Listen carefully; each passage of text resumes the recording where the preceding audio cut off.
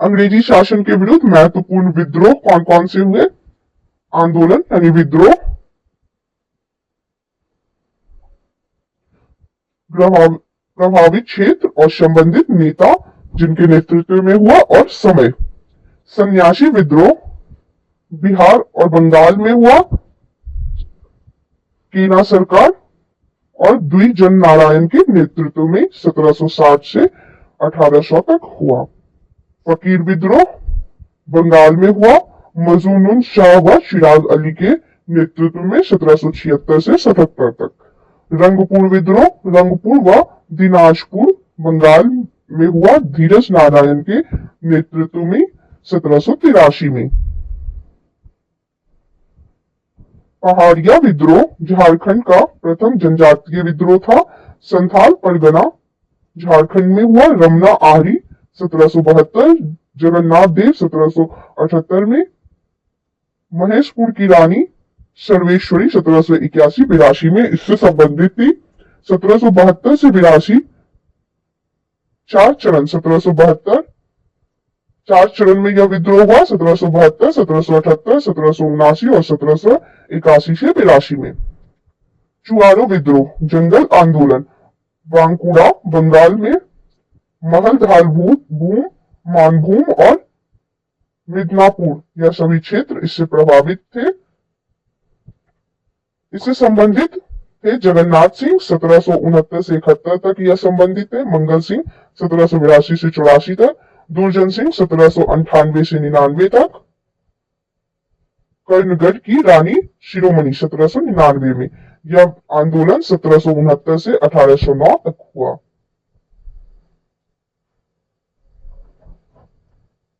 चेरो विद्रोह झारखंड पलामू में हुआ, भूषण सिंह के नेतृत्व में 1800 में। पौलीगढ़ा का विद्रोह तमिलनाडु में हुआ, वीर पी कटावामन के नेतृत्व में 1799 से 1801 में। बेला टम्पी विद्रोह ट्रावनकोर में हुआ, मेलू थम्पी के नेतृत्व में 1808 से 9 में। भील विद्रोह पश्चिमी घाट में हुआ, शिवरम के नेतृत्व में 1825 से 31 तक। रामोशी विद्रोह पश्चिमी घाट में चित्तर सिंह के नेतृत्व में हुआ, 1822 से 29 तक। पागलपंथी विद्रोह असम में हुआ, टीपू के नेतृत्व में 1825 से 27 तक। अहोम विद्रोह असम में हुआ, गोमधर कुंवर के नेतृत्व में 1828 में। बहावी आंदोलन बिहार उत्तर प्रदेश में हुआ, सैयद अहमद तुगतीमीर के नेतृत्व में 1831 में। कोल विद्रोह छोटा नागपुर झारखंड में हुआ, बुधू भगत के नेतृत्व में 1831 से 32 में। भूमिज विद्रोह गंगा नारायण का हंगामा झारखंड रांची में हुआ, गंगा नारायण सिंह के नेतृत्व में 1832 में। खासी विद्रोह असम में हुआ, तीरथ सिंह के नेतृत्व में 1833 में। कंद विद्रोह उड़ीसा में हुआ, चक्र बिशोई के नेतृत्व में 1837। फराइजी आंदोलन बंगाल में हुआ, सरियातुल्ला टूटू मियां के नेतृत्व में 1838 से 48 तक। नील विद्रोह बंगाल बिहार में हुआ, तिरुत सिंह के नेतृत्व में 1854 से 62 तक। संथाल विद्रोह बंगाल एवं बिहार में हुआ, सिद्धू कान्हू के नेतृत्व में 1855-56 में। मुंडा विद्रोह झारखंड में हुआ, बिरसा मुंडा के नेतृत्व में 1899 से 1900 में। पाइक विद्रोह उड़ीसा में हुआ, बख्शी जगबंधु के नेतृत्व में 1817 से 1825 तक। नील आंदोलन बंगाल में हुआ, दिगंबर के नेतृत्व में 1859 से 60 में। पावना विद्रोह पावना में हुआ, ईशान चंद्र राय एवं शंभू पाल के नेतृत्व में 1873 से 76 में। दक्कन विद्रोह महाराष्ट्र में हुआ, 1874 से 75 में।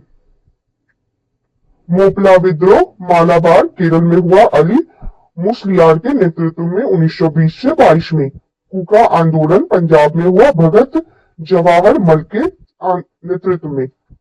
रंपाओ का विद्रोह आंध्र प्रदेश में हुआ, सीताराम काजू के नेतृत्व में 1879 से 1922 तक। काना भगत आंदोलन बिहार में हुआ, चित्रा भगत के नेतृत्व में 1914 में। तेंग भागा आंदोलन बंगाल में हुआ, कंपाराम सिंह एवं भवन सिंह के नेतृत्व में 1946 में। तेलंगाना आंदोलन आंध्र प्रदेश में हुआ, 1946 में। इसी सन्यासी विद्रोह का उल्लेख वंदे मातरम के रचयिता बंकिम चंद्र चटर्जी ने अपने उपन्यास आनंद मठ में किया है। तिलका मांझी ने भागलपुर के प्रथम कलेक्टर अगस्टस कैलेबलैंड को 1784 ईस्वी में तीर एवं धनुष से जख्मी कर दिया था, जिससे उसकी मृत्यु हो गई। इसी कारण उसे गिरफ्तार कर 1785 ईस्वी में भागलपुर के बीच चौराहे पर बरगद के पेड़ से लटकाकर फांसी दे दी गई। तिलका मांझी का वास्तविक नाम जबरा पहाड़िया था। भागलपुर से राजमहल के बीच का क्षेत्र, जो दामन एक कोह के नाम से जाना जाता था, संथाल बहुल क्षेत्र था। गैर आदिवासी एवं अंग्रेजों के अत्याचार से तंग आकर यहाँ के संथालों ने अपने आप को संगठित कर लिया। संथालों को उत्प्रेरित करने का कार्य भागनाडीह गांव के चूलू संथाल के 4 पुत्र सिद्धू, कान्हू, चांद और भैरव ने किया। सिद्धू ने अपने आप को ठाकुर का अवतार घोषित किया। जुलाई 1855 में संथाल विद्रोह प्रारंभ हुआ। सशस्त्र विद्रोह के प्रारंभ दिशी नामक स्थान में अत्याचारी दरोगा महेश लाल की हत्या से हुआ। नोट: अहोम लोगों द्वारा लिखी गई ऐतिहासिक कृतियां बुरंजी कहलाती थी। बिरसा मुंडा का जन्म 15 नवंबर 1875 ईस्वी को खूंटी जिले के तमाड़ के निकट उलिहातू नामक गांव में हुआ था। 1895 में बिरसा ने अपने आप को ईश्वर का दूत घोषित किया। उड़ीसा के कंद आदिवासियों के बीच मारियाह प्रथा, मानव बलि प्रथा का प्रचलन था। नोट: भगत जवाहर मल के शिष्य राम सिंह ने 1872 ईस्वी में अंग्रेजों का कड़ाई से सामना किया। बाद में इन्हें कैद कर रंगून भेज दिया गया, जहां 1885 में इनकी मृत्यु हो गई। 1857 ईस्वी की महान क्रांति। 1856 में अंग्रेजों ने पुरानी बंदूक ब्राउन बैस के स्थान पर नई एनफील्ड राइफल का प्रयोग करने का निर्णय लिया। उसके लिए जो कारतूस बनाए गए, उन्हें राइफल में भरने से पहले मुंह से खोलना पड़ता था। इस कारतूसों में गाय और सुअर की चर्बी का प्रयोग किया गया था।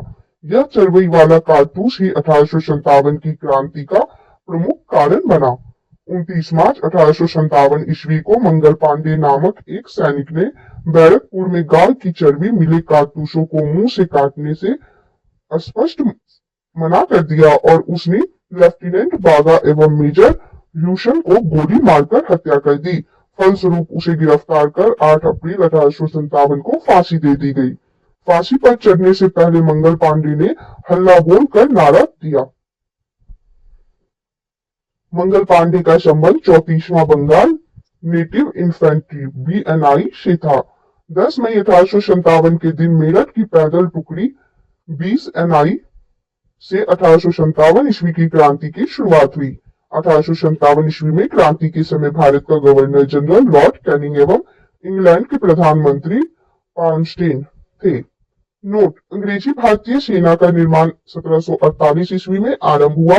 उस समय मेजर स्ट्रिंजर लॉरेंस को अंग्रेजी भारतीय सेना का जनक पुकारा गया।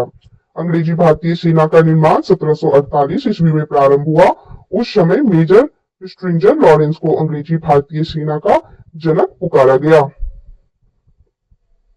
1857 के विद्रोह के पश्चात सेना का पूर्ण रूप से पुनर्गठन किया गया, जिसका मुख्य उद्देश्य एक और विद्रोह न होने देना था। इसके लिए स्थापित पील कमीशन की रिपोर्ट पर सेना में भारतीय सैनिकों की तुलना में यूरोपीय सैनिकों का अनुपात बढ़ाया गया तथा उच्च सैनिक पदों पर अब भारतीयों की नियुक्ति पूर्ण रूप से प्रतिबंधित कर दी गई, जो पहले से ही प्रतिबंधित थी। बंगाल की सेना में यूरोपीय व भारतीय सैनिकों का अनुपात 1:2 रखा गया, जबकि बंबई मद्रास में 2:5 रखा गया। 1857 ईस्वी की क्रांति के बारे में इतिहासकारों का मत देखेंगे। मत और इतिहासकार: यह भारत का प्रथम स्वतंत्रता संग्राम था। यह बीडी सावरकर ने कहा था। यह राष्ट्रीय विद्रोह था। डिज़राइली ने कहा था। यह पूर्णतया सिपाही विद्रोह था। सर जॉन लॉरेंस एवं सीले ने कहा था। यह अंग्रेजों के विरुद्ध हिंदू एवं मुसलमानों का षड्यंत्र था। जेम्स ऑस्ट्रॉम और डब्ल्यू टेलर का यह मत था। बर्बरता तथा सभ्यता के बीच युद्ध था। यह टी.आर. होम्स का के द्वारा कहा गया था। यह धर्मांतर का ईसाइयों के विरुद्ध युद्ध था। यह LER रीज ने कहा था। बिहार, अवध तथा अन्य उन स्थानों के व्यक्तियों को जिन्होंने 1857 ईस्वी की क्रांति में भाग लिया था, गैर लड़ाकू घोषित किया गया और सेना में उनकी संख्या कम कर दी गई तथा सिख, गोरखा और पठानों को, जिन्होंने 1857 की क्रांति को दबाने में अंग्रेजों की मदद की थी, लड़ाकू जातियां घोषित की गई और उन्हें बड़ी संख्या में सेना में भर्ती किया गया। नोट: भारतीय को सेना में ऊंचे से ऊंचा प्राप्त होने वाला पद सूबेदार का था। ह्यूम ने लक्ष्मीबाई की वीरता से प्रभावित होकर कहा था कि क्रांतिकारियों में वह एक अकेली मर्द थी।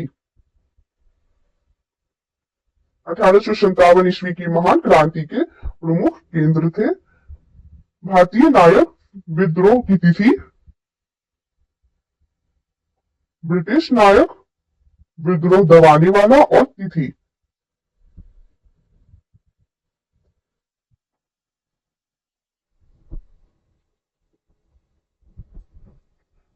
दिल्ली में क्रांति के समय बहादुर शाह जफर और बख्त खान भारत के नायक थे। यह विद्रोह 11 से 12 मई 1857 में हुई थी। इस विद्रोह को दबाने वाले निकलसन एवं हडसन थे,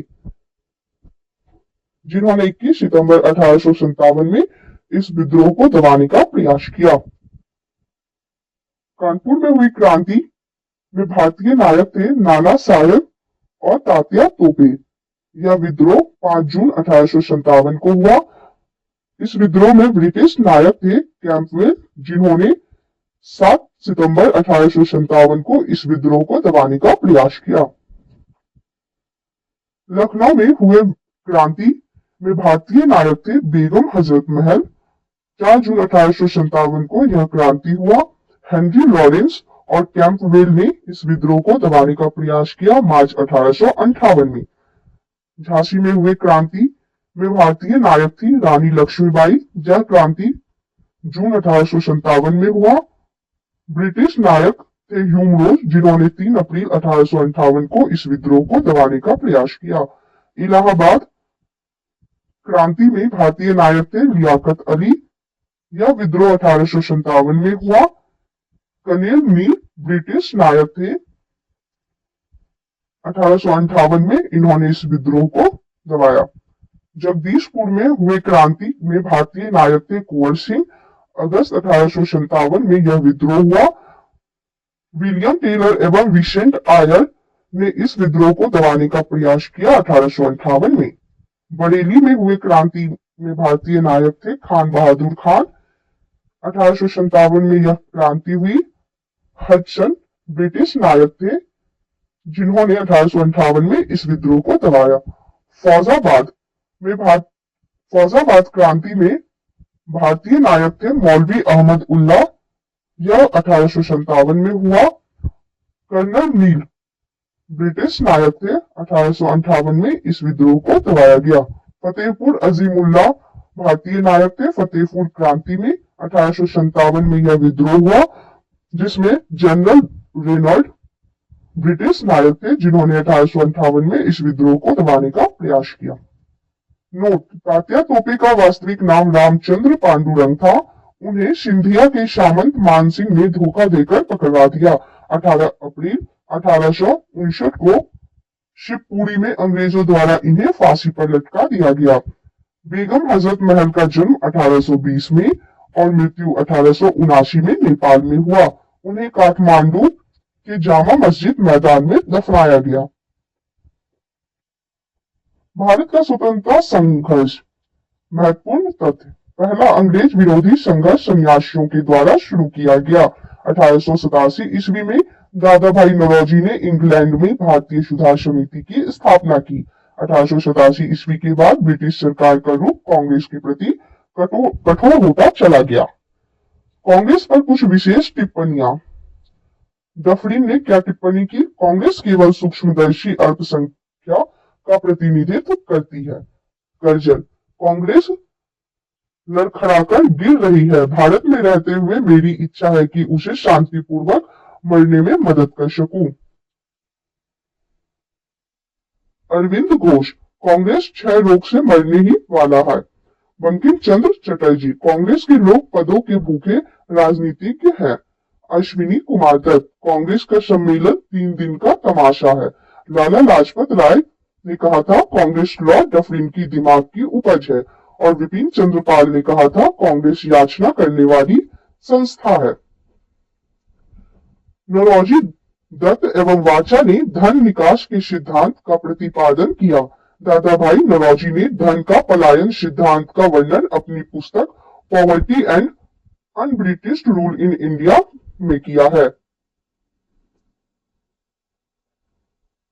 ब्रिटिश हाउस ऑफ कॉमन्स का चुनाव लड़ने वाले प्रथम भारतीय डब्ल्यू.सी. बैनर्जी थे, जो चुनाव हार गए थे। ब्रिटिश हाउस ऑफ कॉमन्स के सदस्य चुने जाने वाले प्रथम भारतीय दादा भाई नौरोजी थे। इन्होंने लिबरल पार्टी की उम्मीदवार के रूप में फिंचबरी से 1892 ईस्वी में चुनाव जीता था। लॉर्ड कर्जन ने 20 जुलाई 1905 ईस्वी को बंगाल विभाजन का निर्णय की घोषणा की। बंगाल विभाजन के विरोध में 7 अगस्त 1905 को कलकत्ता के टाउन हॉल में स्वदेशी आंदोलन की घोषणा की गई। बंगाल विभाजन 16 अक्टूबर 1905 को प्रभावी हुआ। इस दिन पूरे बंगाल में शोक दिवस मनाया गया। रविन्द्रनाथ टैगोर के आह्वान पर इन दिन को राखी दिवस के रूप में मनाया गया। स्वदेशी आंदोलन में वंदे मातरम, विभाजन नहीं चाहिए एवं बंगाल एक है आदि नारे लगाए गए। नोट: स्वदेशी आंदोलन का विचार सर्वप्रथम कृष्ण कुमार मित्र ने पत्र संजीवनी में 1905 ईस्वी में प्रस्तुत किया गया था। आंध्र के डेल्टा इलाकों में स्वदेशी आंदोलन को वंदे मातरम आंदोलन के नाम से जाना जाता था। स्वदेशी आंदोलन का दिल्ली में नेतृत्व सैयद हैदर राजा, मद्रास के चिदम्बरम पिल्ली, पूना व मुंबई में तिलक ने, पंजाब में लाला लाजपत राय ने किया। 1906 में कलकत्ता में हुए कांग्रेस के अधिवेशन की अध्यक्षता करते हुए दादा भाई नौरोजी ने पहली बार स्वराज की मांग प्रस्तुत की। नोट: स्वराज शब्द का पहली बार प्रयोग स्वामी दयानंद सरस्वती ने किया। स्वराज शब्द का पहली बार प्रयोग स्वामी दयानंद सरस्वती ने किया।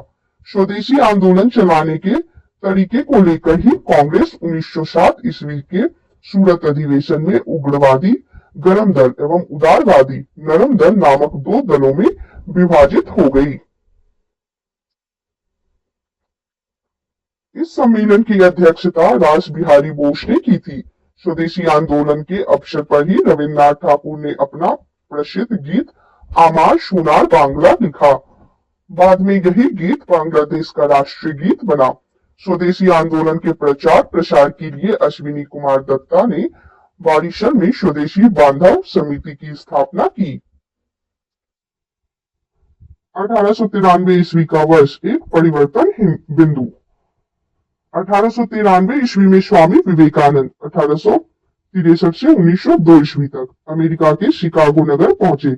सितंबर 1893 ईस्वी में वहां पर हो रहे सर्वधर्म सम्मेलन में पहले ही दिन उन्हें 2 मिनट बोलने का समय दिया गया था। जैसे ही उन्होंने अपने वक्तव्य का संबोधन अमेरिका के भाइयों और बहनों के साथ शुरू किया, तालियों की गड़गड़ाहट ने न केवल उन्हें बल्कि भारत को विश्व के सर्वोच्च देशों में लाकर खड़ा कर दिया। उन्हें तूफानी हिंदू कहा जाने लगा। 1893 ईस्वी में 14 वर्ष के बाद योगीराज अरविंद घोष 1872 से 1950 तक की भारत भूमि पर वापसी हुई। 1893 ईस्वी में उन्होंने एक लेखमाला न्यू लैंप फॉर ओल्ड प्रकाशित किया। 16 नवंबर 1893 को एनी बेसेंट भारत आई। वे वाराणसी शहर में रहने लगी। उन्होंने भारतीयों से कहा कि मैं हृदय से तुम्हारे साथ हूँ और संस्कृति से भी मैं तुम्ही लोगों में से एक हूँ। 1893 ईस्वी में महात्मा गांधी 1869 से 1948 ईस्वी अब्दुल्ला शेख नामक व्यापारी के मुकदमे में दक्षिण अफ्रीका गए। क्रांतिकारी गतिविधियों की दृष्टि से भी 1893 ईस्वी का वर्ष महत्वपूर्ण है।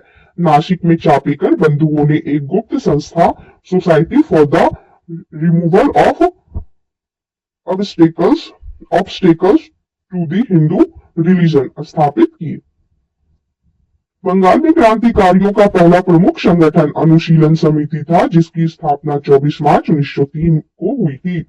संस्थापकों के अनुरोध पर बैरिस्टर प्रथमनाथ मित्र इसका नेतृत्व संभाला। इसका मुख्यालय कलकत्ता में था। इसके प्रथम कार्यकारिणी के 5 सदस्य थे।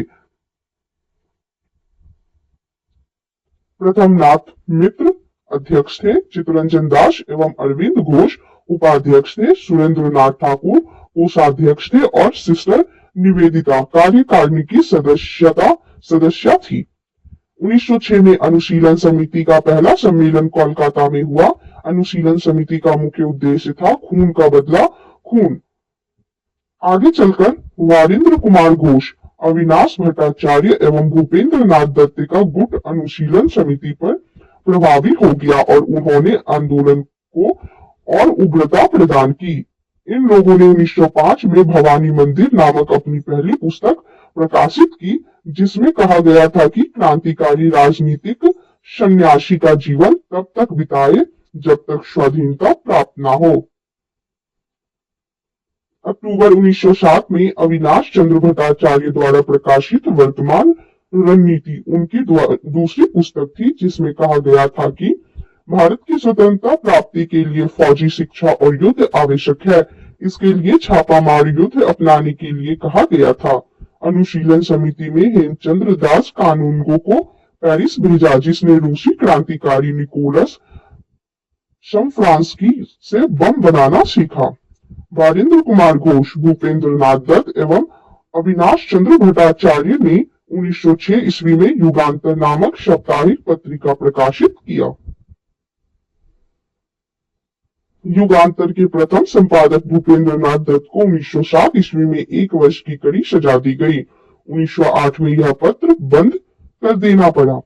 ढाका अनुशीलन समिति की स्थापना पी मित्रा एवं पुलिन दास ने 1904 ईस्वी में ढाका में की थी। ढाका में इसकी लगभग 500 शाखाएं थी। 11 दिसंबर 1908 को अनुशीलन समिति गैर कानूनी घोषित कर दी गई। प्रफुल्ल चाकी और खुदीराम बोस ने 30 अप्रैल 1908 को मुजफ्फरपुर के जज किंग्सफोर्ड की हत्या का प्रयत्न किया। गलती से बम कनेडी की गाड़ी पर गिरा दिया गया, जिससे 2 महिलाओं पिंगले की पत्नी एवं बेटी की मृत्यु हो गई। चाकी ने आत्महत्या कर ली और खुदीराम बोस को लगभग 18 वर्ष की अवस्था में 11 अगस्त 1908 ईस्वी को फांसी दे दी गई। खुदीराम बोस, इनका जन्म 1889 में हुआ। ग्राम हबीबपुर। पकड़ने वाले पुलिस थे फतेह सिंह एवं शिव प्रसाद मिश्र। खुदीराम बोस के मुकदमे में जज थे कर्णडफ, सरकारी वकील थे मानुकवा विनोद मजूमदार। खुदीराम बोस की ओर से वकील थे कालिदास बोस। इनकी फांसी की तारीख थी 11 अगस्त 1908। एक हाथ में गीता लेकर खुदीराम बोस फांसी के तख्ते पर जा खड़े हुए। खुदीराम बोस बंगाल के क्रांतिकारियों के युगांतर दल के सक्रिय सदस्य थे। युगांतर दल के नेता वारिंद्र कुमार घोष थे। अलीपुर संयंत्र केस। 18 मई 1908 को कलकत्ता के अलीपुर अदालत में 21 व्यक्तियों को अवैध सशस्त्र रखने के कारण पेश किया गया। इन व्यक्तियों को अवैध सशस्त्र रखने के कारण गिरफ्तार किया गया था। 19 अगस्त 1908 को 30 आदमियों को सेशन जज के सुपुर्द किया गया और 7 सितंबर 1908 को 7 और आदमियों को इस मुकदमे में शामिल किया गया। यही मुकदमा अलीपुर संयंत्र केस के नाम से प्रसिद्ध हुआ। इस केस के सरकारी गवाह नरेंद्र नाथ गोसाई को भारत का गजेटियर के पेज 1564 के अनुसार अनुशीलन समिति की स्थापना 1906 में वारिंद्र कुमार घोष ने की थी। अलीपुर जेल में सत्येंद्र नाथ घोष एवं कन्हैयालाल दत्त ने गोली मार दी। इसके लिए दोनों को फांसी की सजा दी गई। वारिंद्र कुमार घोष, उल्लासकर दत्त, हेमचंद्र दास और उपेंद्र नाथ बनर्जी को आजीवन काला पानी की सजा मिली। बाकी लोग को 10 वर्ष, 7 वर्ष एवं 5 वर्ष की सजा दी गई। इस मुकदमे में अरविंद घोष छोड़ दिए गए। तब इन्होंने क्रांतिकारी क्रियाकलापों से अलग होकर पौंडीचेरी में अपना आश्रम ऑरेविले स्थापित कर लिया। महाराष्ट्र में विनायक दामोदर सावरकर ने 1904 ईस्वी में अभिनव भारत नामक संस्था स्थापित की। अभिनव भारत संगठन के सदस्य पीएन वापट बम बनाने की कला सीखने के लिए पेरिस गए। विनायक दामोदर सावरकर के बड़े भाई गणेश सावरकर ने देशभक्ति से पूर्ण कुछ कविताओं की रचना की थी, जिस कारण नासिक के जज जैक्सन ने उन पर राजद्रोह का आरोप लगाकर 8 जून 1909 को आजीवन निर्वासन का दंड दिया। इस सजा को सर्वथा अनुचित मानकर अभिनव भारत ने जैक्सन से बदला लेने का विचार किया। जैक्सन के विदाई समारोह में 21 दिसंबर 1909 की रात को एक नाटक खेला जा रहा था। जो ही जैक्सन इसे देखने के लिए फाटक पर पहुंचा, अनंत लक्ष्मण कन्हारे ने उसे गोली मार दी। जैक्सन की हत्या के अभियोग में अनंत लक्ष्मण कन्हरे, कृष्ण जी गोपाल कर्वे और विनायक नारायण देशपांडे को 19 अप्रैल 1911 को फांसी दी गई। बाल गंगाधर तिलक का जन्म 23 जुलाई 1856 को महाराष्ट्र के रत्नागिरी में हुआ था। 1881 में उन्होंने साप्ताहिक पत्र मराठा और दैनिक पत्र केसरी नाम के 2 पत्रों द्वारा नवजागरण प्रारंभ किया था। तिलक ने 1893 ईस्वी में गणपति एवं 1895 ईस्वी में शिवाजी उत्सव मनाना प्रारंभ किया। बाल गंगाधर तिलक पहले कांग्रेसी नेता थे जिन्होंने देश के लिए कई बार जेल की यात्रा की। 1897 में राजद्रोह के आरोप में 18 माह की कारावास हुई। फिर 1908 में राजद्रोह के आरोप में 6 वर्ष की कारावास हुई। 1908 से 1914 तक वर्मा के मॉडले जेल में 6 वर्ष काटने पड़े। तिलक को सजा सुनाने वाले जज का नाम दावर था। नोट: वैलेंटाइन शिरोल ने अपनी पुस्तक इंडियन अनरेस्ट में तिलक को भारतीय अशांति का जनक कहा था, जिसके लिए तिलक ने उन पर मानहानि का मुकदमा किया। प्लेग के समय की ज्यादतियों से प्रभावित होकर पूना के चापेकर बंधुओं दामोदर एवं बालकृष्ण ने 22 जून 1897 को प्लेग अधिकारी रैंड एवं एशर्ट की हत्या कर दी। महाराष्ट्र के क्रांतिकारी पत्र काल का संपादन प्राणजपे ने किया। 1905 ईस्वी में लंदन में श्यामजी कृष्ण वर्मा ने इंडियन होम रूल सोसाइटी की स्थापना की। श्यामजी कृष्ण वर्मा को क्रांतिकारियों का पिता भी कहा जाता है।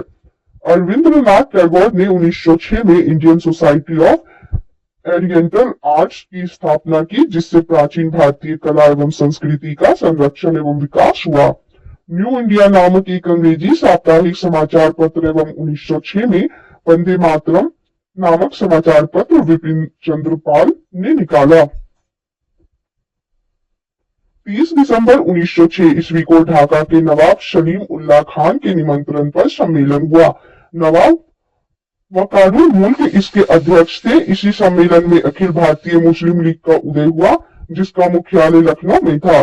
लीग का संविधान 1907 ईस्वी में कराची में बना और इस संविधान के अनुसार प्रथम अधिवेशन 1908 ईस्वी में अमृतसर में हुआ, जिसकी अध्यक्षता सैयद इमाम ने की। इसी अधिवेशन में आगा खान को मुस्लिम लीग का अध्यक्ष बनाया गया।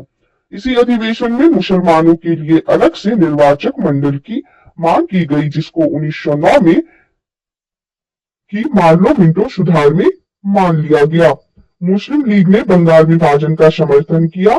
1908 में मुस्लिम लीग की एक शाखा लंदन में खोली गई, जिसे सैयद अमीर अली ने स्थापित किया था।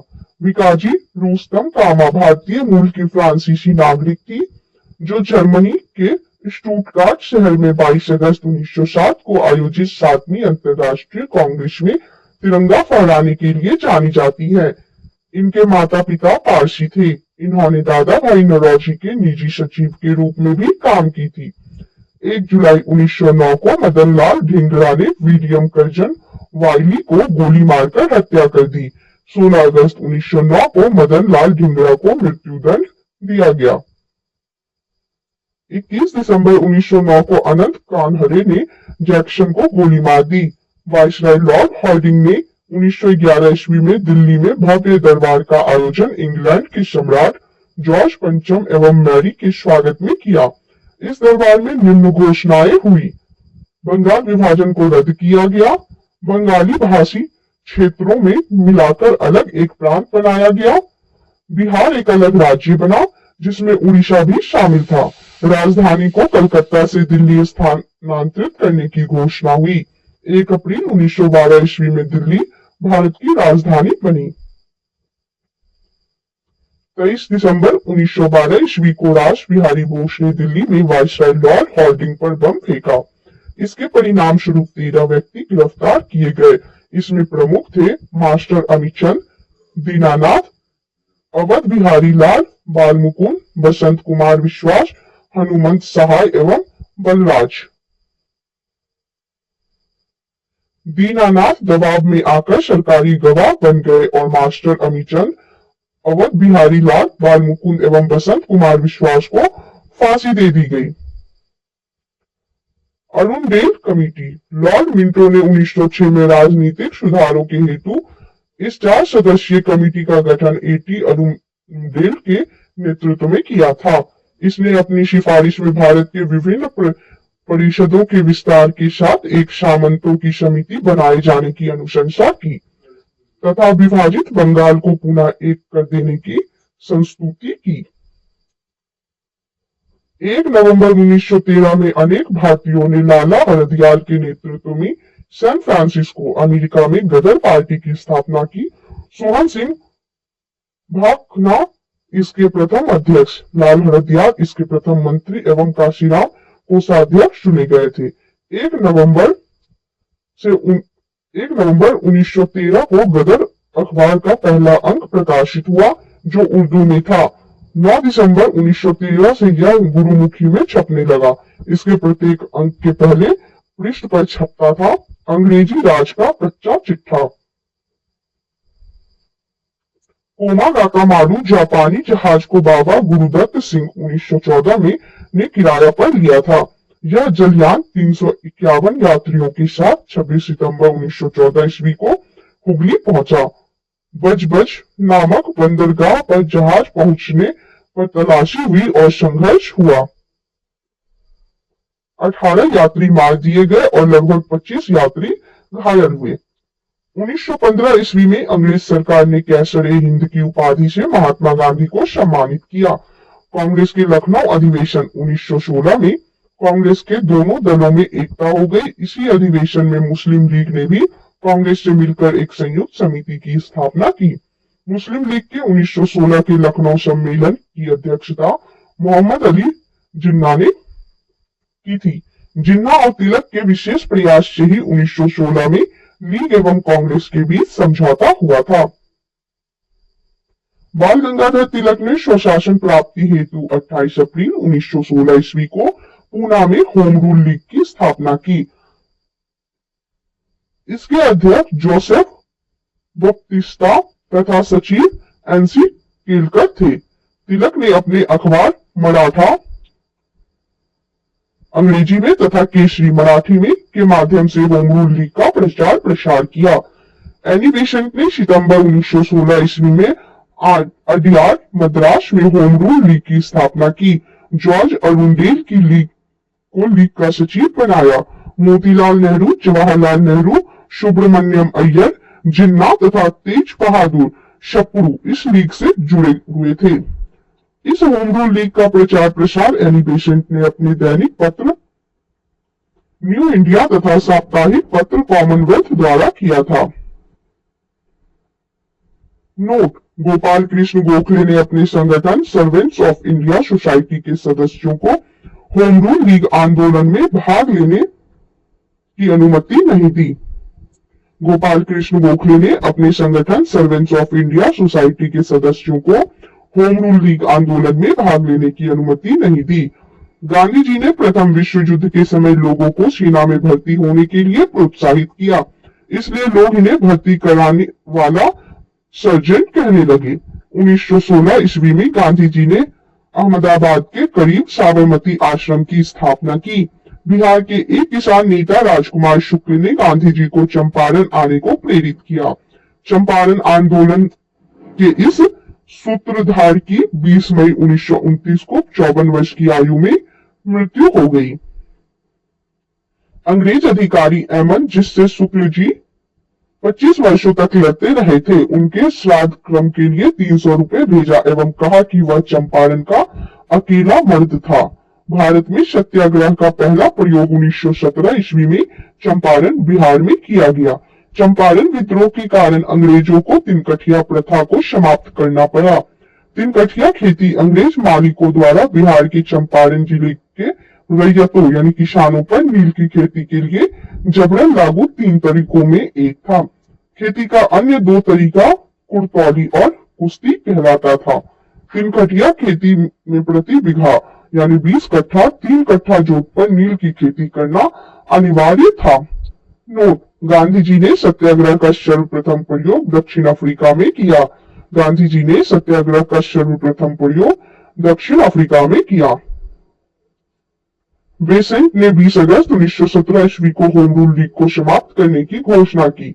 मॉन्टेग्यू घोषणा: 20 अगस्त 1917 को तत्कालीन भारत सचिव मॉन्टेग्यू ने ब्रिटिश सरकार द्वारा भारत में लागू किए जाने वाले प्रस्तावित सुधारों की घोषणा की, जिसमें 4 बातों का उल्लेख था। यह 4 बात कौन कौन थे? ब्रिटिश शासन का लक्ष्य भारत में स्वशासन को विकसित करना है। स्वशासन एकदम ना दिया जाकर विभिन्न चरणों में दिया जाएगा। विभिन्न चरणों का निर्धारण भारतीयों द्वारा स्वशासन की दिशा में की गई प्रगति पर निर्भर करेगा। प्रगति के विषय में निर्धारण ब्रिटिश संसद तथा ब्रिटिश भारत सरकार द्वारा किया जाना था। मॉन्टेग्यू घोषणा भारतीय सरकार अधिनियम 1919 का आधार बनी। उदारवादी कांग्रेसियों ने मॉन्टेग्यू घोषणा को भारत का मैग्ना कार्टा की संज्ञा दी। तिलक ने मॉन्टेग्यू घोषणा को शून्य विहीन उषाकाल कहा। 1918 में महात्मा गांधी ने अहमदाबाद टेक्सटाइल्स लेबर एसोसिएशन की स्थापना की। यह उस समय की सबसे बड़ी ट्रेड यूनियन थी। यही गांधी जी ने ट्रस्टीशिप का सिद्धांत दिया। इसमें इन्होंने बताया कि पूंजीपति मजदूरों के हितों की रक्षा करने वाले ट्रस्टी होते हैं। नोट: 31 अक्टूबर 1920 को एनएम जोशी ने all India trade union Congress AITUC की स्थापना की। इसके प्रथम अध्यक्ष लाला लाजपत राय थे। 31 अक्टूबर 1920 को एनएम जोशी ने all India trade union Congress AITUC की स्थापना की। इसके प्रथम अध्यक्ष लाला लाजपत राय थे। महात्मा गांधी ने पहली बार भूख हड़ताल अहमदाबाद मिल मजदूरों की हड़ताल 1918 ईस्वी के समर्थन में की थी।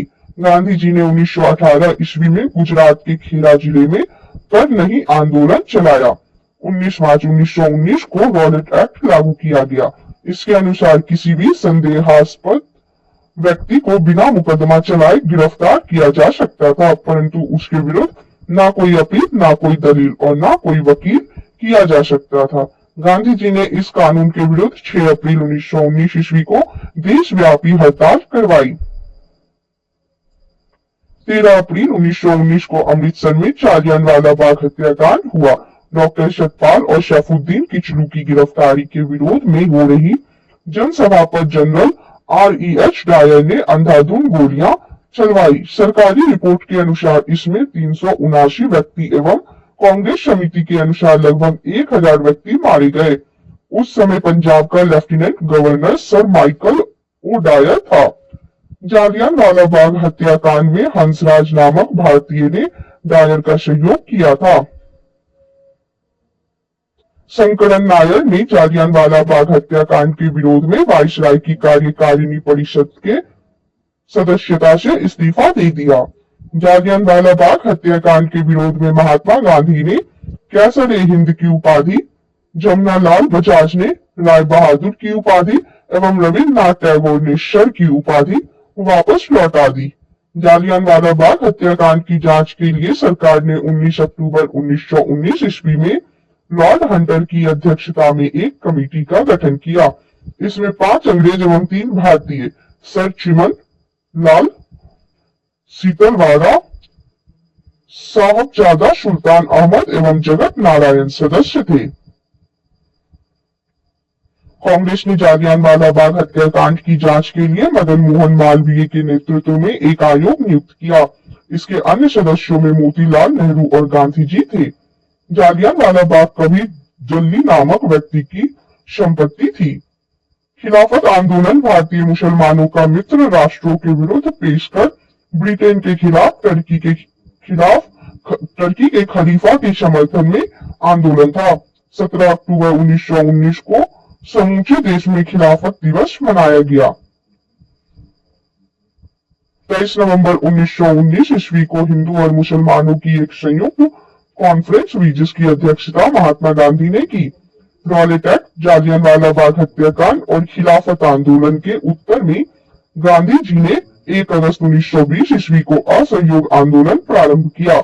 असहयोग आंदोलन की पुष्टि भारतीय राष्ट्रीय कांग्रेस ने दिसंबर 1920 ईस्वी के नागपुर अधिवेशन में की। इसके प्रस्ताव को CR दास ने प्रस्तावित किया। मोहम्मद अली को सर्वप्रथम असहयोग आंदोलन में गिरफ्तार किया गया। मोहम्मद अली जिन्ना, एनी बेसेंट तथा विपिन चंद्र पाल कांग्रेस के असहयोग आंदोलन से सहमत नहीं थे, अतः उन्होंने कांग्रेस छोड़ दी। चलिए चंद्रशेखर आजाद के बारे में पढ़ते हैं। इन्हें पंडित जी के नाम से भी जाना जाता है। इनका पूरा नाम चंद्रशेखर सीताराम तिवारी है। इनका जन्म स्थान है भावड़ा, झाबुआ जिला, वर्तमान में जिला अलीराजपुर, मध्य प्रदेश। इनका जन्म तिथि है 23 जुलाई 1906। इनके पिता का नाम पंडित सीताराम तिवारी था। इनकी माता का नाम था जगरानी देवी। इनका शहीद स्थल है अल्फ्रेड पार्क, इलाहाबाद में। इनके शहीद होने की तिथि है 27 फरवरी 1931।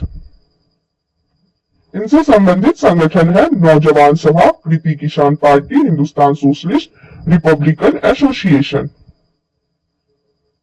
असहयोग आंदोलन के दौरान विदेशी वस्त्रों को जलाए जाने पर रविन्द्रनाथ टैगोर ने महात्मा गांधी को लिखा कि यह निष्ठुर बर्बादी है। 5 फरवरी 1922 ईस्वी को गोरखपुर जिले के चौरी चौरा नामक स्थान पर असहयोग आंदोलनकारियों ने क्रोध में आकर थाने में आग लगा दी, जिससे एक थानेदार एवं 21 सिपाहियों की मृत्यु हो गई। इस घटना से दुखित होकर गांधी जी ने 11 फरवरी 1922 ईस्वी को असहयोग आंदोलन स्थगित कर दिया।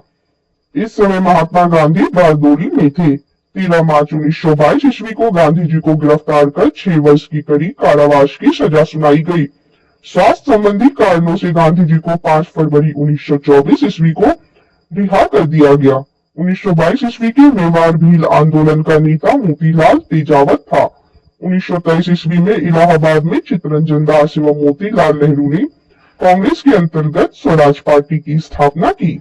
महात्मा गांधी सिर्फ एक बार कांग्रेस के बेलगांव अधिवेशन 1924 में इसके अध्यक्ष चुने गए। सचिंद्र सान्याल ने 1924 ईस्वी में कानपुर में हिंदुस्तान रिपब्लिकन एसोसिएशन की स्थापना की। भगत सिंह ने 1928 ईस्वी में दिल्ली स्थित फिरोज शाह कोटला में हिंदुस्तान सोशलिस्ट रिपब्लिकन एसोसिएशन की स्थापना की। 9 अगस्त 1925 ईस्वी को 10 व्यक्तियों ने सराहनपुर के लखनऊ की ओर जा रही 8 डाउन ट्रेन से रेल विभाग का खजाना काकोरी नामक स्थान पर लूट लिया। इसे ही काकोरी कांड कहा गया। सरकारी खजाना लूटने का विचार राम प्रसाद बिस्मिल का था। इसमें राम प्रसाद बिस्मिल, राजेंद्र लाहिड़ी, रोशन सिंह एवं अशफाकुल्लाह खान ने दिगंबर 1927 में फांसी दे दी गई एवं सचिंद्र सान्याल को आजीवन कारावास की सजा मिली। मनमथनाथ गुप्त को 14 वर्ष की कैद हुई। राम प्रसाद बिस्मिल यह कहते हुए कि मैं राज्य के पतन की इच्छा करता हूं, फांसी पर लटक गए। संभवतः अशफाकुल्लाह खान पहले भारतीय क्रांतिकारी मुसलमान थे जो देश की स्वतंत्रता के लिए फांसी के तख्ते पर लटके थे। स्त्रियों ने स्वयं अपने अधिकारों के लिए आंदोलन करने के उद्देश्य से 1926 ईस्वी में अखिल भारतीय महिला संघ स्थापित किया। साइमन कमीशन 3 फरवरी 1928 ईस्वी को भारत आया। इसे व्हाइट मैन कमीशन भी कहते हैं। 1927 की बटलर कमेटी का मुख्य उद्देश्य भारत सरकार तथा देशी राज्यों के मध्य संबंधों को सुधारना था। नेहरू रिपोर्ट को अंतिम रिपोर्ट से अगस्त 1928 में आयोजित सर्वदलीय सम्मेलन में स्वीकार किया गया था। इस सम्मेलन की अध्यक्षता डॉक्टर अंसारी ने की थी। 30 अक्टूबर 1928 ईस्वी को लाहौर में साइमन आयोग के विरुद्ध प्रदर्शन करते समय पुलिस की लाठी से लाला लाजपत राय घायल हो गए और बाद में उनकी मृत्यु हो गई। साइमन कमीशन का बहिष्कार न करने वाले दो दल थे, जस्टिस पार्टी एवं पंजाब यूनियनिस्ट पार्टी। भगत सिंह के नेतृत्व में पंजाब के क्रांतिकारियों ने 17 दिसंबर 1928 को लाहौर के तत्कालीन सहायक पुलिस कप्तान सॉन्डर्स को गोली मार दी। पब्लिक सेफ्टी बिल पास होने के विरोध में 8 अप्रैल 1929 ईस्वी को बटुकेश्वर दत्त एवं भगत सिंह ने दिल्ली में सेंट्रल लेजिस्लेटिव असेंबली में खाली बेंचों पर बम फेंका। क्रांतिकारियों ने अपने पर्चे में कहा था कि उनका मकसद किसी की जान लेना नहीं बल्कि बहरे कानों तक अपनी आवाज पहुंचाने के लिए है। नोट: भगत सिंह एवं बटुकेश्वर दत्त के बम फेंकने के समय असेंबली के अध्यक्ष विठल भाई पटेल सदारत कर रहे थे। भगत सिंह एवं बटुकेश्वर दत्त के बम फेंकने के समय असेंबली के अध्यक्ष विठल भाई पटेल सदारत कर रहे थे। कांग्रेस के 1929 ईस्वी के लाहौर अधिवेशन में पूर्ण स्वराज का अपना लक्ष्य घोषित किया था। इस अधिवेशन की अध्यक्षता जवाहरलाल नेहरू कर रहे थे। 31 दिसंबर 1929 ईस्वी को रात के 12 बजे जवाहरलाल नेहरू ने रावी नदी के तट पर नवगृहित तिरंगे झंडे को फहराया। इसी अधिवेशन में 26 जनवरी 1930 ईस्वी को प्रथम स्वाधीनता दिवस के रूप में मनाने का निश्चय किया गया। इसी के साथ प्रत्येक वर्ष 26 जनवरी को स्वतंत्रता दिवस के रूप में मनाए जाने की परंपरा शुरू हुई थी। 12 मार्च 1930 को गांधी जी ने अपने 79 समर्थकों के साथ साबरमती स्थित अपने आश्रम से लगभग 322 किलोमीटर दूर दांडी के लिए प्रस्थान किया। लगभग 24 दिनों बाद 6 अप्रैल 1930 को दांडी पहुंचकर गांधी जी ने नमक कानून तोड़ा और सविनय अवज्ञा आंदोलन की शुरुआत की। सुभाष चंद्र बोस ने गांधी जी के नमक सत्याग्रह की तुलना नेपोलियन के एल्बा से पेरिस यात्रा से की। 4 मार्च 1931 ईस्वी को गांधी इरविन पैक्ट हुआ। इसके बाद गांधी जी ने सविनय अवज्ञा आंदोलन स्थगित कर दिया। गांधी इरविन समझौता को दिल्ली समझौता के नाम से भी जाना जाता था। 1931 में सरदार वल्लभ भाई पटेल की अध्यक्षता में हुई कांग्रेस के कराची अधिवेशन में पंडित जवाहरलाल नेहरू ने मूल अधिकारों व आर्थिक कार्यक्रम पर संकल्प प्रारूपित किया। इस प्रस्ताव को बनाने में एम.एन. राय ने नेहरू की मदद की थी। इसी अधिवेशन में गांधी इरविन पैक्ट को स्वीकार किया गया एवं गांधी जी को द्वितीय गोलमेज सम्मेलन में भाग लेने की अनुमति प्रदान की गई। इसी समय गांधी ने कहा था कि गांधी मर सकते हैं परंतु गांधीवाद नहीं। दूसरा गोलमेज सम्मेलन 7 सितंबर 1931 ईस्वी से 1 दिसंबर 1931 तक को हुआ। महात्मा गांधी ने कांग्रेस के प्रतिनिधि के रूप में इसमें भाग लिया, परंतु यह सम्मेलन सांप्रदायिक प्रतिनिधित्व के कारण असफल रहा। गांधी एस.एस. राजपूताना जहाज से लंदन पहुंचे थे और वेशंटियाना नामक इटली के पोर्ट से वापस भारत लौटे। नोट: प्रथम गोलमेज सम्मेलन 12 नवंबर 1930 ईस्वी में एवं तृतीय गोलमेज सम्मेलन 17 नवंबर 1932 ईस्वी में हुआ। तीनों गोलमेज सम्मेलन के समय इंग्लैंड का प्रधानमंत्री जेम्स रैमजे मैकडोनाल्ड था। डॉक्टर भीमराव अंबेडकर को लंदन में हुई तीनों गोलमेज समारोह में अछूतों के प्रतिनिधि के रूप में बुलाया गया। दूसरे गोलमेज सम्मेलन की असफलता के बाद गांधी ने 3 जनवरी 1932 पुनः सविनय अवज्ञा आंदोलन प्रारंभ कर दिया। सविनय अवज्ञा आंदोलन अंतिम रूप से 7 अप्रैल 1934 को वापस लिया गया। सविनय अवज्ञा आंदोलन में पठान सत्याग्रहियों पर गोली चलाने से गढ़वाल राइफल्स ने इनकार कर दिया। 23 मार्च 1931 ईस्वी को सुखदेव, भगत सिंह एवं राजगुरु को फांसी पर लटका दिया गया। मई 1934 ईस्वी कांग्रेस सोशलिस्ट पार्टी की स्थापना हुई। अखिल भारतीय किसान सभा का प्रथम सम्मेलन अप्रैल 1936 ईस्वी में लखनऊ में हुआ। इसके अध्यक्ष स्वामी सहजानंद व महासचिव एम.जी. रंगा चुने गए। स्वामी सहजानंद सरस्वती ने हुंकार नामक पत्रिका को तब पटना से प्रकाशन किया। यह किसान आंदोलन की पत्रिका थी। राहुल सांस्कृत्यायन इस साप्ताहिक पत्रिका के 1942 में संपादक बने। नोट: अखिल भारतीय किसान सभा का गठन 11 अप्रैल 1936 को लखनऊ में हुआ था। 1939 ईस्वी में महात्मा गांधी द्वारा प्रस्तावित प्रत्याशी पट्टाभी सितार मैया को हराकर सुभाष चंद्र बोस कांग्रेस के अध्यक्ष चुने गए। The gazetteer of India page 576 और 77, इतिहास की दुनिया वर्ग 10 पेज 11 में समर्थकों की संख्या 78 एवं दूरी 240 किलोमीटर दी गई है।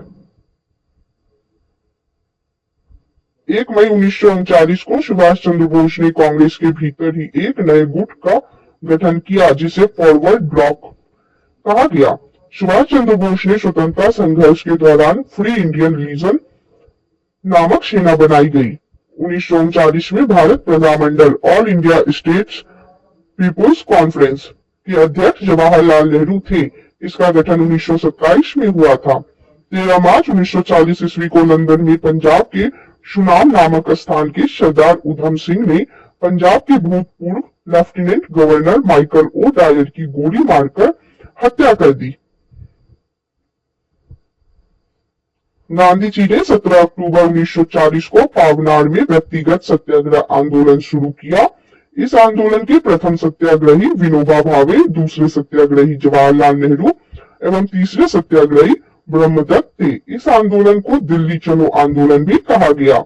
24 मार्च 1940 को मुस्लिम लीग के लाहौर अधिवेशन में अध्यक्षता करते हुए मोहम्मद अली जिन्ना ने भारत से अलग मुस्लिम राष्ट्र पाकिस्तान की मांग की।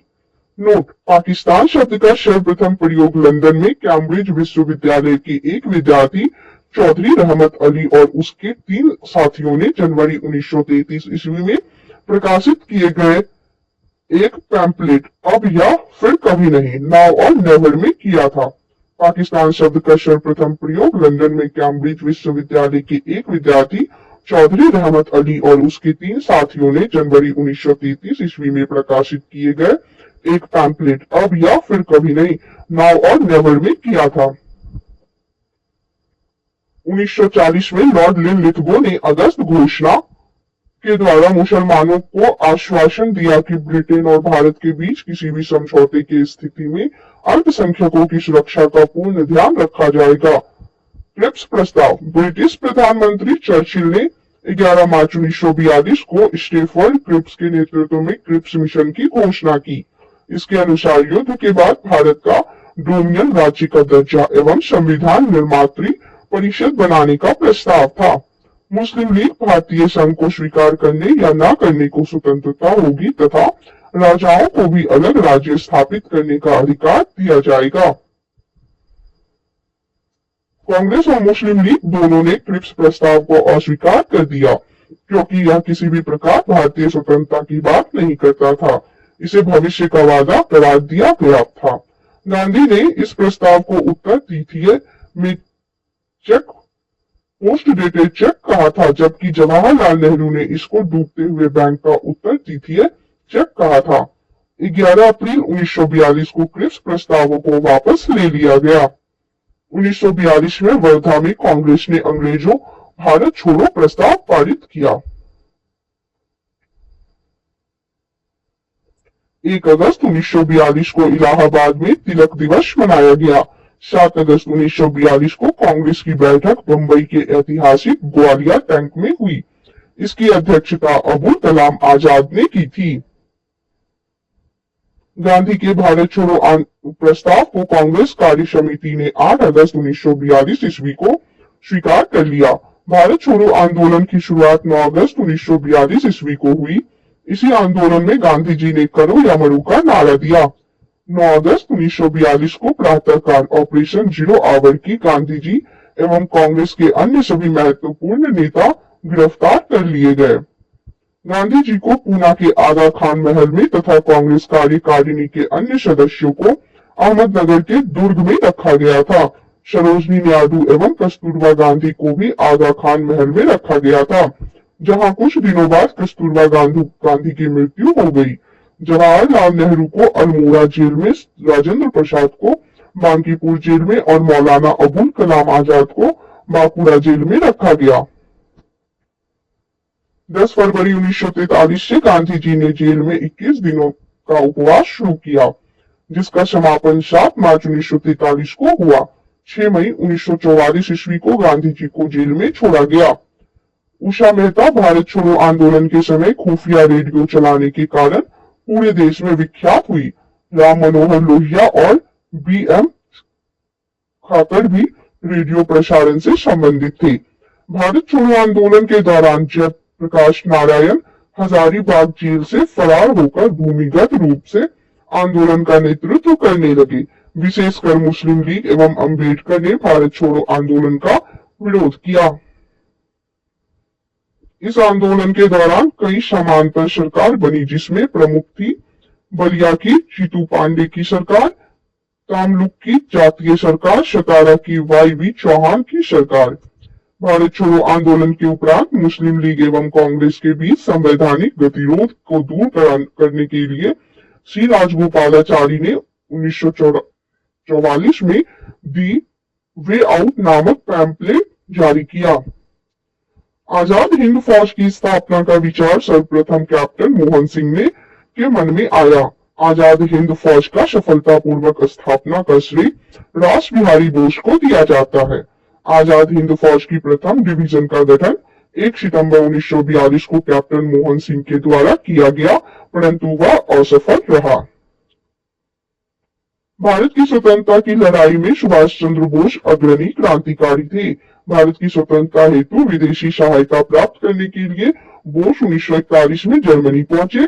वहां जर्मन विदेश मंत्रालय की सहायता से उन्होंने दी फ्री इंडिया सेंटर का गठन किया, जहां से वे आजादी के पक्ष में पर्चे छपवाते थे तथा भाषण देते थे।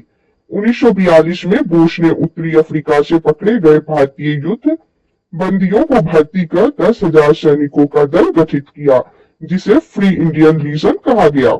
सुभाष चंद्र बोस ने 21 अक्टूबर 1943 को सिंगापुर में स्वतंत्र भारत की अस्थायी सरकार का गठन किया, जिसका जर्मनी व जापान ने समर्थन किया। अक्टूबर 1943 ईस्वी में सुभाष चंद्र बोस को आजाद हिंद फौज का सर्वोच्च सेनापति बनाया गया था। आजाद हिंद फौज के 3 ब्रिगेडों के नाम सुभाष ब्रिगेड, गांधी ब्रिगेड एवं नेहरू ब्रिगेड एवं महिलाओं के ब्रिगेड का नाम लक्ष्मीबाई रेजिमेंट था। आजाद हिंद फौज का झंडा कांग्रेस के तिरंगे झंडे की भांति था, जिस पर दहाड़ते हुए शेर का चिन्ह था। 8 नवंबर 1943 ईस्वी को जापान ने अंडमान और निकोबार द्वीप सुभाष चंद्र बोस को सौंप दिए।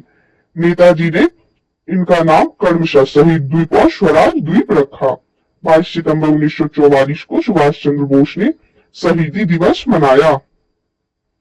टोक्यो जाते हुए फॉर्मूसा द्वीप के बाद अचानक हवाई जहाज में आग लग जाने से सुभाष चंद्र बोस 18 अगस्त 1945 को मारे गए, परंतु इस दुर्घटना को अभी तक प्रमाणित नहीं माना गया है। नोट: सुभाष चंद्र बोस का जन्म 23 जनवरी 1897 ईस्वी को कटक, ओडिशा में हुआ था। सुभाष चंद्र बोस का जन्म 23 जनवरी 1897 ईस्वी को कटक, ओडिशा में हुआ था। आजाद हिंद फौज के गिरफ्तार अधिकारी पी.के. सहगल, कर्नल गुरुदयाल डिलन एवं मेजर शाहनवाज खान पर राजद्रोह का आरोप लगाकर दिल्ली के लाल किले पर नवंबर 1945 ईस्वी में मुकदमा चलाया गया। वायसराय ने इनकी सजा माफ कर दी। आजाद हिंद फौज के अभियुक्तों की तरफ से अरुणा आशफ अली, तेज बहादुर शपड़ू, जवाहरलाल नेहरू, भूला भाई देसाई के नेतृत्व में एवं के.एन. काटजू ने पैरवी की। कराची में 20 फरवरी 1946 ईस्वी को वायुसेना के कुछ सैनिकों ने ब्रिटिश सरकार के विरुद्ध हड़ताल कर दी। बंबई, लाहौर, दिल्ली में भी यह शीघ्र ही फैल गई। इसमें लगभग 5200 सैनिकों ने भाग लिया। इनकी प्रमुख मांग थी कि भारतीय और अंग्रेज सैनिकों में बराबरी का व्यवहार किया जाए। शाही नौसेना का विद्रोह।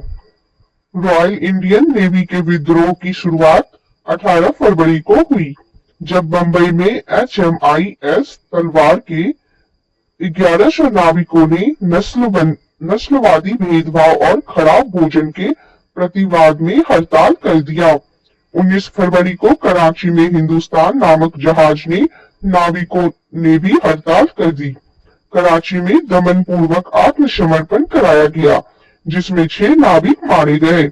नौसेना विद्रोह में इनकलाब जिंदाबाद, जय हिंद, हिंदू मुस्लिम एक हो, ब्रिटिश साम्राज्यवाद मुर्दाबाद, आजाद हिंद फौज के कैदियों को रिहा करो आदि नारे लगाए।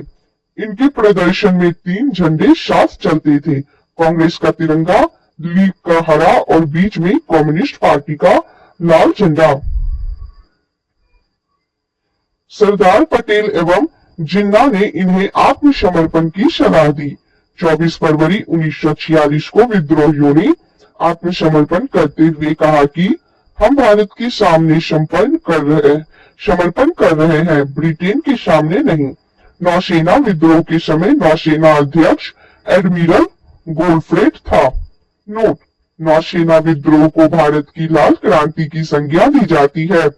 नौसेना विद्रोह को भारत की लाल क्रांति की संज्ञा दी जाती है। Cabinet mission 1946। प्रधानमंत्री एटली ने 15 फरवरी 1946 को भारतीय संविधान सभा की स्थापना एवं तत्कालीन ज्वलंत समस्याओं पर भारतीयों से विचार विमर्श के लिए कैबिनेट मिशन को भारत भेजने की घोषणा की। 24 मार्च 1946 ईस्वी को कैबिनेट मिशन दिल्ली पहुंचा। इस शिष्टमंडल के सदस्य थे स्टेफोर्ड क्रिप्स, अध्यक्ष board of trade, Patrick Lawrence Bharat सचिव थे एवं एवी अलेक्जेंडर जो नौसेना मंत्री थी। कैबिनेट मिशन पैट्रिक लॉरेंस के नेतृत्व में आया था। कैबिनेट मिशन योजना को मुस्लिम लीग ने 6 जून 1946 ईस्वी को और कांग्रेस ने 25 जून 1946 ईस्वी को स्वीकार कर लिया। कैबिनेट मिशन योजना को स्वीकार किए जाने के पश्चात संविधान सभा के निर्माण के लिए हुए चुनाव जुलाई 1946 में कांग्रेस ने 214 सामान्य स्थानों में से 205 स्थान प्राप्त किए और मुस्लिम लीग ने 78 मुस्लिम स्थानों में से 73 स्थान प्राप्त किए। कांग्रेस को 4 सिख सदस्यों का भी समर्थन प्राप्त था। मुस्लिम लीग ने 16 अगस्त 1946 ईस्वी को सीधी अथवा प्रत्यक्ष कार्यवाही दिवस डायरेक्ट एक्शन डे बनाया। सर्वप्रथम प्रत्यक्ष कार्यवाही दिवस कलकत्ता में मनाया गया। उस समय बंगाल में मुस्लिम लीग की सरकार थी। बंगाल के मुख्यमंत्री शहीद सोहरावर्दी थे। प्रत्यक्ष कार्रवाई दिवस के परिणाम स्वरूप बंगाल, बिहार और पंजाब में भयंकर हिंदू मुस्लिम दंगे हुए। 3 जून 1947 ईस्वी को भारत विभाजन की माउंटबेटन योजना प्रकाशित की गई, जिसे कांग्रेस कार्य समिति की 3 जून 1947 ईस्वी की बैठक में स्वीकार कर लिया गया। 14 जून 1947 ईस्वी को कांग्रेस महासमिति की बैठक में गोविंद बल्लभ पंत ने देश के विभाजन की माउंटबेटन योजना को स्वीकार करने का प्रस्ताव पेश किया। इस प्रस्ताव का समर्थन अबुल कलाम आजाद ने किया, जो बंटवारे का विरोध करते आ रहे थे।